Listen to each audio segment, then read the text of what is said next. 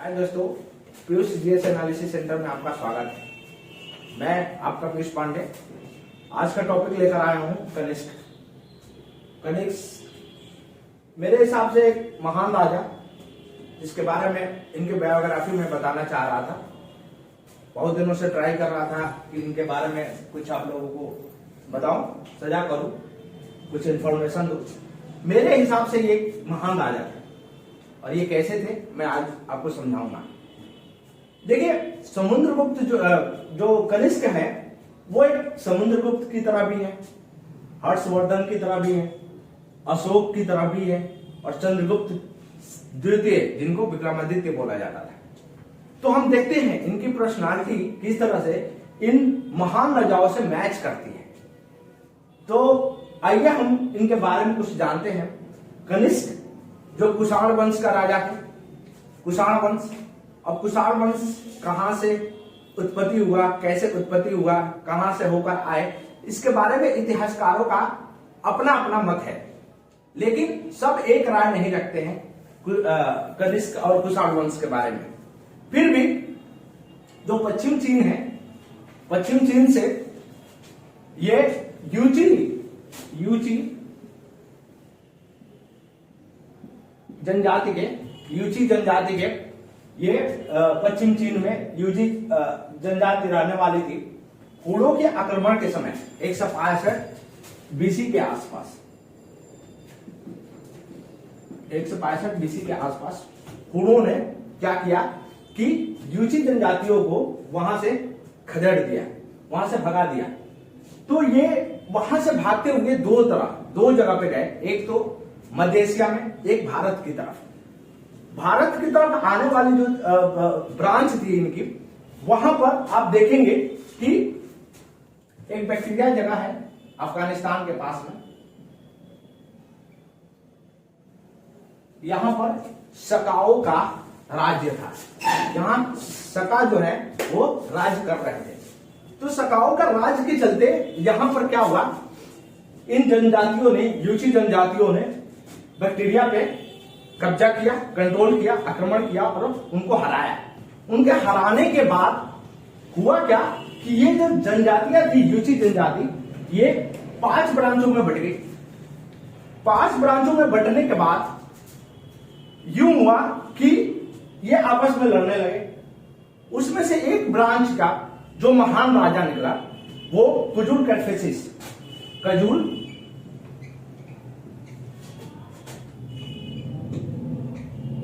कैटफिसिस,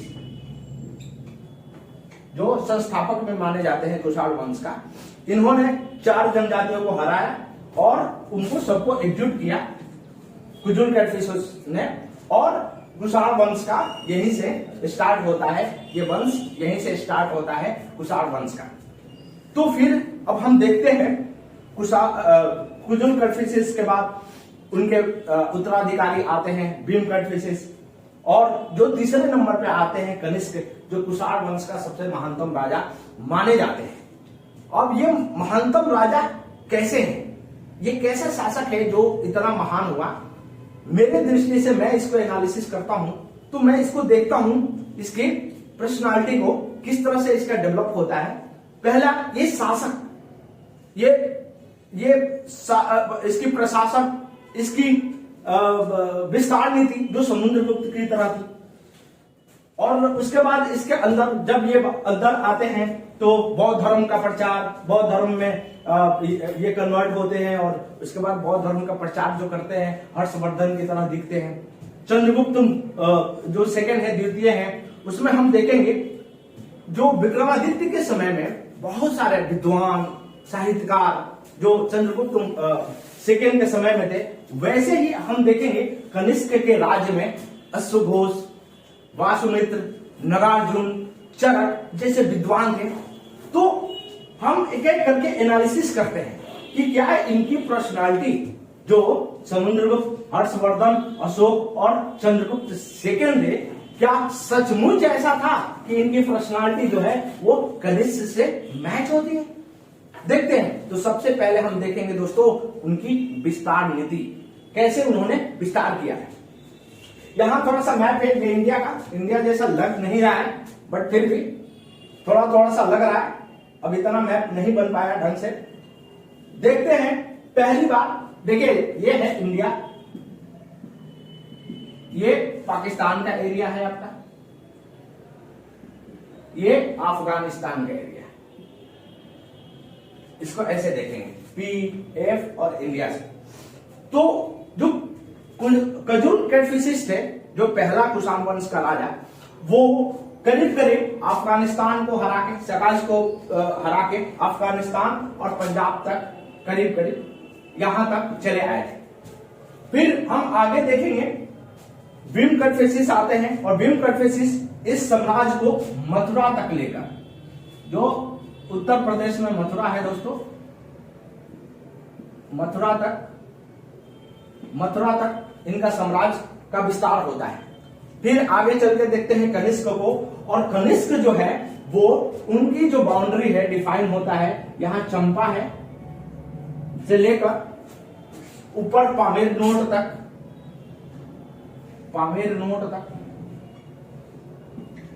ठीक है। अफगानिस्तान, पंजाब, उत्तर प्रदेश, बिहार का आज का समय चंपा, इनके कुछ सिक्के मिलते हैं, मैं आपको बताऊंगा आगे चल के। बंगाल और उड़ीसा में तो ऐसा लगता है कि इनका राज्य का विस्तार बंगाल और उड़ीसा में भी था। जैसे बंगाल यहां पर आपका, ये उड़ीसा का पार्ट, ठीक है। तो इनका सबसे ज्यादा विस्तार हुआ कनिष्क के समय में कुषाण वंश का। ये करीब करीब 9 देशों में, 9 कंट्रीज में, इंक्लूडेड इंडिया, इनका विस्तार हुआ था। और मुझे लगता है कि चंद्रगुप्त मौर्य के बाद किसी ने सबसे ज्यादा विस्तार किया हो साम्राज्य का, वो कनिष्क है, ठीक है। तो इनके समुद्र, अब देखते हैं धीरे धीरे करके एनालिसिस करते हैं इनके कहां कहां कैसे इन्होंने अपने विस्तार किया राज्यों का। सबसे पहले इन्होंने पार्थिया को हराया। इधर देखिए दोस्तों, पार्थिया जो है ना, एक्चुअली में पार्थियों ने, कनिष्क ने आक्रमण नहीं किया था पार्थियों ने आक्रमण किया था कनिष्क पे। उसका 2 कारण था। एक कारण हम देखते हैं कि एक रूट है, ये रूट है ट्रेड का, व्यापार रूट है ये, जो कि मध्य एशिया की तरफ जाती है। तो पार्थियन ये चाहते थे इस रूट पे कंट्रोल करना, इसलिए वो बैक्टीरिया को अपने साम्राज्य के अधीन लेकर आना चाहते थे। दूसरी बात कि इनकी कुछ हिस्सा जो कुजुल कैटफिशिस थे, ये हरा के वापस ले लिए थे कुषाण साम्राज्य में, उसको ये वापस लेना चाह रहे थे।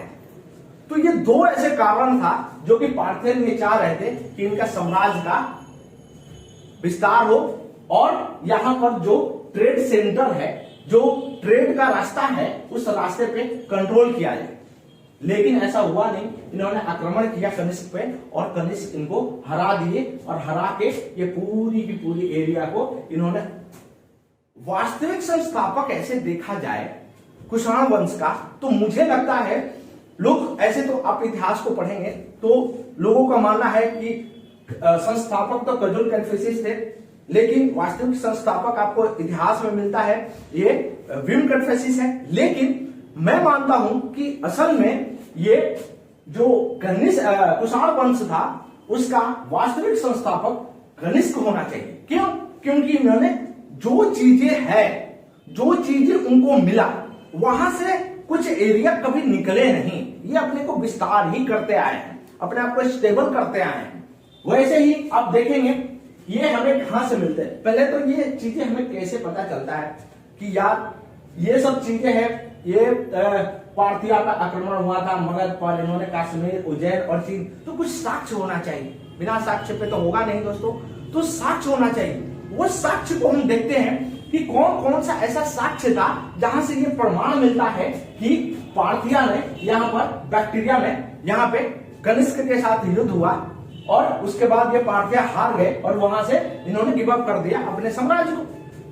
तो ये जो है बहुत सारे हमारे चीनी साहित्यकार है, बहुत सारे चीनी साहित्यकार है जो ये लिखते हैं।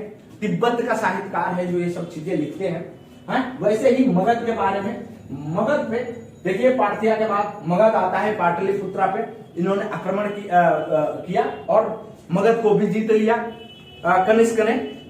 और मगध को जीतने के बाद देखिए ऐसे इतिहास में हमें मालूम नहीं है कि कौन सा राजा बैठा था, मतलब बहुत सारे ऐसा चीज है जो विभिन्न साहित्यकारों को अपने अपने हिसाब से बताते हैं, कोई किसी और को बताता है, कोई और किसी को, लेकिन फिर भी इतना तो पता है कि मगध पे आक्रमण हुआ था। और मगध पे आक्रमण करने के बाद जब मगध को जीत लिया था पाटलिपुत्रा को, तो उन्होंने 3 चीज लेकर आए थे कनिष्क। पहला भिक्षा पत्र था, एक भिक्षा पत्र था। दूसरा, दोस्तों आप अचंभित हो जाएंगे, एक मुर्गा लेकर आए थे। और ये मुर्गा क्यों लेकर आए थे मेरे को तो समझ में नहीं आई, आप लोग सोचिएगा ये मुर्गा क्यों आया था। लेकिन ये दूसरा चीज जो लेकर आए थे पाटलिपुत्रा से, वो मुर्गा था दोस्तों। क्या था? मुर्गा। और जानते हैं तीसरा जो इनके बारे में आगे चल के मैं बताऊंगा, ये इंसान कितना बड़ा महान साहित्यकार था, बुद्ध चरिता का रचिता, जिसने बुद्ध चरिता को रचा है। चौथी संगति में ये वाइस प्रेसिडेंट भी थे। और ये थे ओनली वन, कौन? अश्वघोष। अश्वघोष ये 3 चीजें मगध को हरा के लेकर आए थे। अब ये क्यों लेकर आए थे, इसकी भी कुछ कहानियां हैं जो मैं आपको बताना चाह रहा हूं। देखिए मगध को जीतने के बाद इन्होंने दंड के रूप में मगध के राजा से कर लेना चाहा। क्या लेना चाहा दोस्तों? कर। तो कर लेने के लिए राजा ने मना कर दिया। उन्होंने कहा कि नहीं, कर मैं नहीं दे पाऊंगा। उनकी भी कुछ मजबूरियां होंगी, तभी उन्होंने मना किया था कि कर नहीं दे पाऊंगा। तो कर ना देने के लिए कनिष्क को गुस्सा आया और उन्होंने भिक्षा पत्र, मुर्गा, अब ये मुर्गा बहुत मेरे को हिसाब से लगता है कुछ अलग ही होगा, तभी ये आया था मुर्गा उनके साथ। और तीसरा अश्वघोष जो महान साहित्यकार थे, उनको उठाकर लेकर चले आए। ये है मगध की कहानी, इनकी मगध की विजय की कहानी। तीसरा आता है कश्मीर। देखिए कश्मीर के बारे में बहुत सारे हमारे पास प्रमाण है कि ये कनिष्क उस समय कश्मीर भी कनिष्क के साम्राज्य के अधीन था। जैसे चौथा कौन सी संगति आपको याद होगा दोस्तों, जो चौथा संगति हुई थी वो कहां हुआ था? वो हुआ था कश्मीर, कुंडलवन में। चौथी संगति कहां हुई थी? कुंडलवन, कश्मीर में। चौथा कौन सी? जो आप लोग पढ़ते होंगे इतिहास में, और ये रटते भी है लोग, काफी रटते हैं। पहली संगति, दूसरी संगति, तीसरी संगति, चौथी संगति। तो आपकी जो चौथा संगति हुई थी बुद्धिज्म का, वो बुद्ध का, वो कहां हुई थी? कुंडलवन। कहां पे? कुंडलवन, कश्मीर में।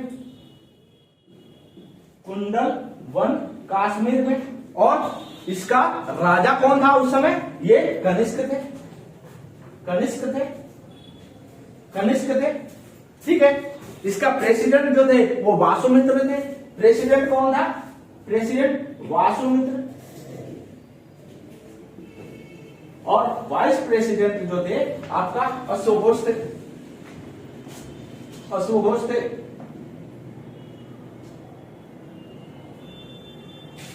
अश्वघोष थे, ठीक है।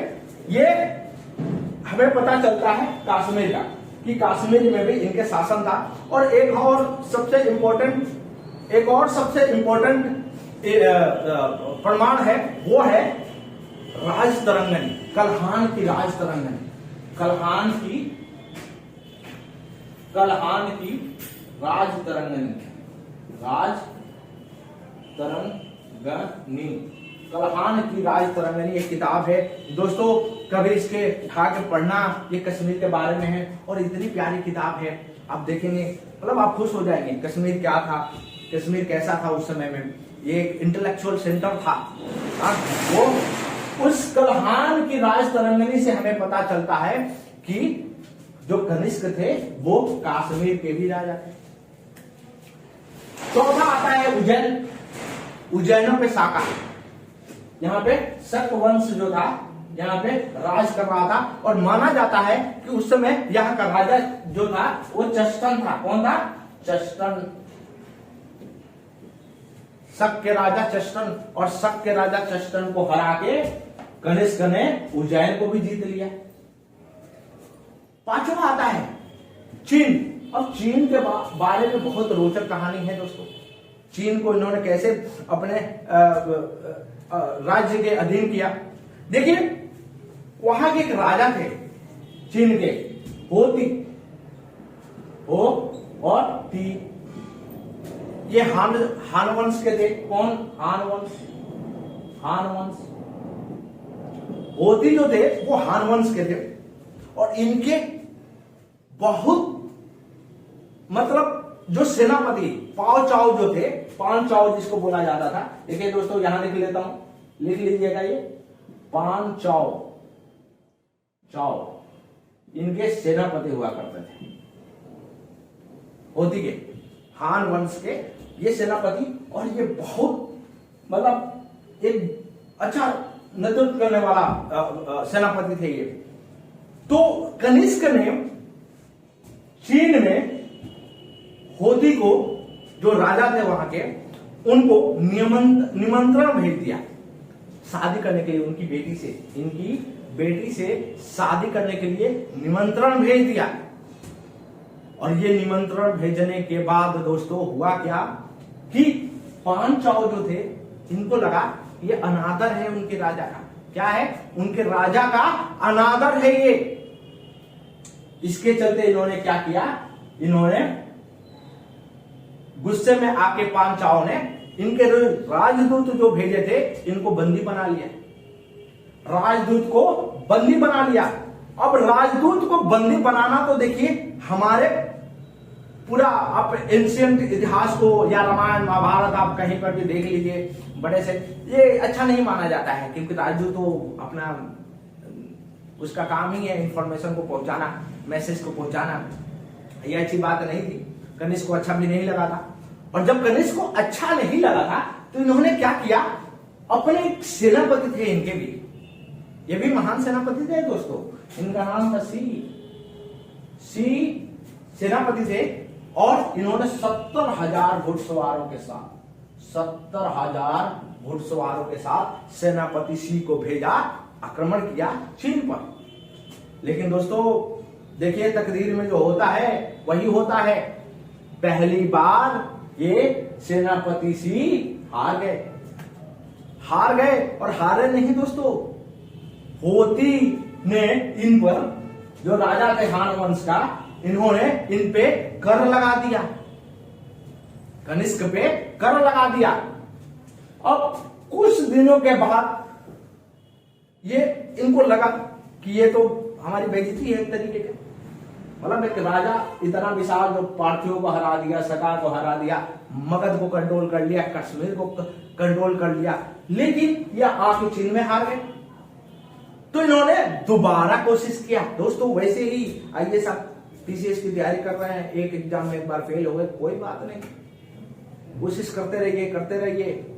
ऐसे ही कनिष्क ने किया, दोबारा कोशिश किया, और दोबारा कोशिश करने के बाद क्या हुआ कि इन्होंने चीन वंश को, पान चाओ को हरा दिया। पान चाओ को इन्होंने हरा दिया, और हराने के बाद चीन को भी अपने साम्राज्य के अधीन कर दिया। अब ये चीजें हमें कहां से पता चलता है कि चीन पे इन्होंने आक्रमण किया था और चीन को अपने साम्राज्य के अंदर कर लिया था। तो ये वेनसांग की एक किताब है दोस्तों, वेनसांग की एक किताब है दोस्तों, वहां से हमें पता चलता है। वेनसांग ये है ना, ट्रैवलर थे, ये साहित्यकार थे, इनके बारे में हम आगे चल के पढ़ेंगे। तो वेनसांग की जो किताबें हैं, यहां से हमें पता चलता है कि इन्होंने चीन को भी जीत लिया था। अब देखिए, तो क्या इसे पता चलता है? ये जो चीजें पता है, पार्थिया को इन्होंने जीता, मगध को जीता, कश्मीर को, उज्जैन को, इससे ये पता चलता है इनकी विस्तार नीति। ये कितने कुशल शासक थे, कितने कुशल शासक थे, जिन्होंने अपने विस्तार करते गए। और इनका विस्तार का जो एरिया है मेरे दोस्तों, वो देखिए, खुरासिन से लेकर, खुरासिन एक जगह है, वहां से लेकर ये है पश्चिम में, वहां से लेकर पामीर तक, पामीर, और नीचे की तरफ कोंकण प्रदेश तक, कोंकण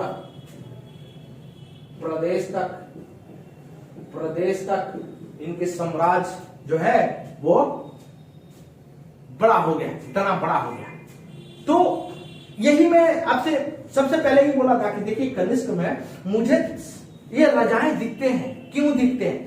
देखिए यही प्रूफ है कि इनके विस्तार नीति, जैसे समुद्रगुप्त, हम जब गुप्ता एम्पायर पढ़ेंगे तो इन्होंने देखेंगे कि उसमें समुद्रगुप्त ने कैसे अपने साम्राज्य का विस्तार किया था, वैसे ही कनिष्क को देखिए 9 देशों में, याद रखिए दोस्तों, 9 देशों में, और उसके बाद कहां तक? भारत में आप देख लीजिए, कोंकण प्रदेश से लेकर चंपा, बंगाल, उड़ीसा, कश्मीर, पंजाब, उत्तर प्रदेश, बिहार, ये सारे के सारे इनके अधीन हो गए। तो ये कुशल शासक हुए कि नहीं हुए? हुए कि नहीं? तो हुए, ये कुशल शासक हो गए। अब देखिए हर्षवर्धन की तरफ मैंने बोला था कि इनकी जो कैरेक्टर है, जो पर्सनालिटी मैच करती है, वो हर्षवर्धन की तरह भी करती है। तो कैसे हर्षवर्धन की तरह करती है? हर्षवर्धन की तरह कैसे करती है? तो हम देखेंगे सॉरी, इनका विस्तार, इनको, तो दोस्तों ये रहा समुद्रगुप्त की तरह इनकी विस्तार नीति, और समुद्रगुप्त की तरह ये महान राजा। ठीक है, अगला जो वीडियो में हम बनाएंगे उसमें देखेंगे, क्योंकि बहुत लंबा है, अभी बहुत सारी चीजें लेकर आना है। ठीक है, तो हम आगे देखेंगे कि हर्षवर्धन की तरह कैसे इन्होंने बुद्धिज्म का प्रचार प्रसार किया। हम देखेंगे अशोक की तरह कैसे ये निर्माण करने वाले थे, चंद्रगुप्त द्वितीय की तरह हम देखेंगे, इसमें इनके राज दरबार में अश्वघोष, नागार्जुन, चरक, भास, तो ऐसे ऐसे बड़े बड़े विद्वान इनके शासनकाल में मौजूद थे। तो हम अगले वीडियो में सारी चीजें हम देखेंगे। तो अभी के लिए धन्यवाद, और अच्छा लगे तो सब्सक्राइब करते रहिए, लाइक करते रहिए, शेयर करते रहिए मेरे दोस्तों। हमारे भी मन में रहेगा कि हाँ भाई, हमारा अब बहुत अच्छा जा रहा है, और थोड़ा सा हम और अच्छी वीडियो बनाएंगे, अच्छी चीजें समझाएंगे आपको। तो थैंक यू सो मच, जय हिंद।